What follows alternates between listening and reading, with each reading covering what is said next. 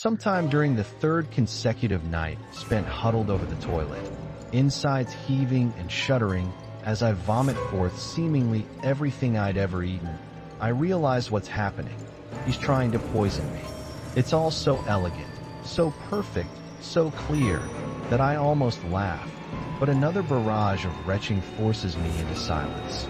The next morning, I threw everything in the kitchen away, wrapping it 3 times in black plastic and burying it deep in the apartment's communal trash cans to prevent an unfortunate transient from the crossfire of his wrath.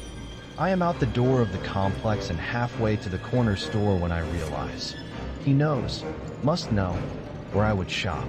I pick a direction and walk, enjoying the chill winter air that soothes the ragged shreds of my inside.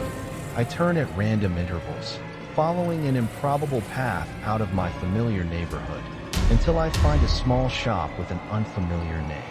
Once inside, I hurriedly fill a small plastic basket.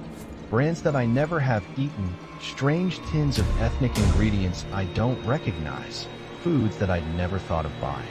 Soy milk, tofu. I can feel my stomach reborn in anticipation of an untainted meal.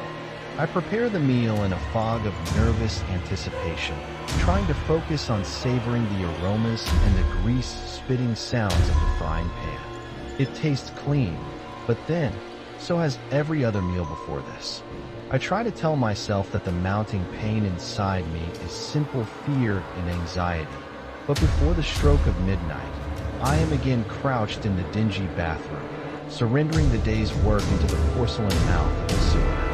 The next day, I pack up the remaining food and dispose of it with the same care.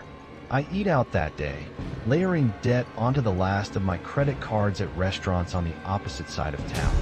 He is more clever than I could ever imagine, and I am awash in despair as I spend another sleepless night gagging and sobbing on the tile floor.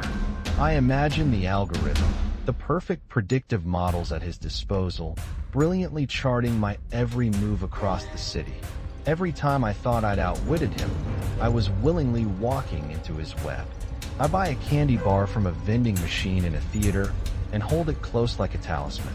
When I get home, I fill the bath a few inches deep with rust-colored water and hold the little plastic-wrapped bundle beneath the water and squeeze.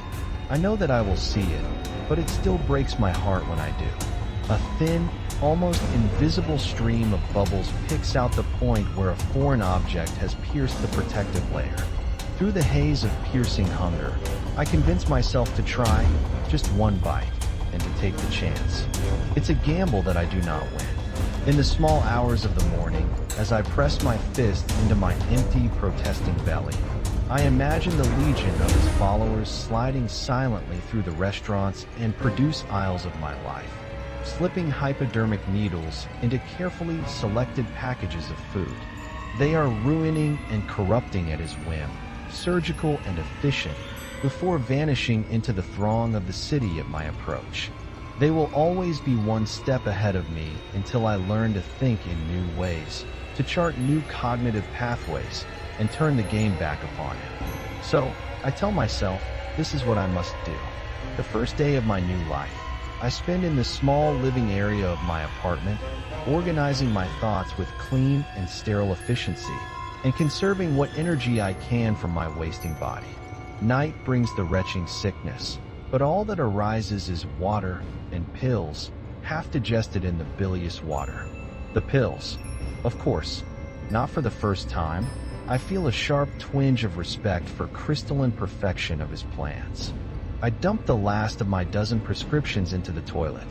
On my third day, I feel a clarity and sense of purpose that shocks me in its intensity, and my will penetrates the starvation malaise. I must win, or I will die. The rashes and sores in my cheeks are deeper, and I can feel the gentle sway of loose teeth in my desiccated mouth when I grind them in thought. He is winning, but not for long. There is still time.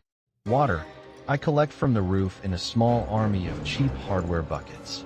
I know that somewhere in the Byzantine plumbing of the aged building, there must be one of his infernally clever devices, a tiny pump, squatting like a predator and pulsing its vile contents into the water main.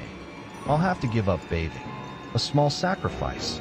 The rainwater will keep me alive for a while longer, but I must find a way to eat. The answer comes to me in small, unconnected puzzle pieces over the next few days. While gently working another loose molar from my bleeding gums, they suddenly snap together, and a warm, smothering blanket of epiphany coats my aching frame. The clattering of the tooth into the sink basin is like the ringing of bells. Late in the evening, I begin another unconscious drive, drifting through the city on shaking and atrophied legs, knowing full well that he is watching.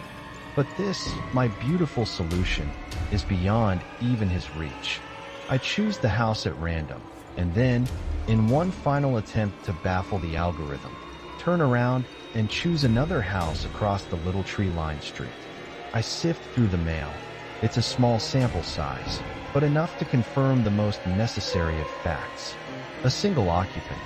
The poor man is surprised to have a visitor at all, and his face contorts with fear as I force my way inside. I am flooded with guilt and regret as I push him to the floor and strike quickly with the crowbar I pull from the folds of my jacket. I must steel myself. This is his fault. He has brought us to this, and this poor man is just another of his victims. I make quick work of the meat, the muscle memories of summers spent hunting in the mountains flaring up with each quick cut. I allow myself a quick bite, a feast to my shrunken and withered stomach. The iron and mineral salt taste floods my head like a vapor, and I bawl in relief, like a child. When I have the meat packed tight into my rucksack, I light a single candle on the top floor of the little house and turn the gas range on high. I'm not yet home when I hear the low rumble in the distance. The pulsing lights of fire engines highlight the black cloud hanging in the sky. For the first time in more than a month, I sleep well, my body rapidly healing as pure, untainted nutrients penetrate my cells. I am not yet well, but after a few more meals, I will be ready, once more, to fight him.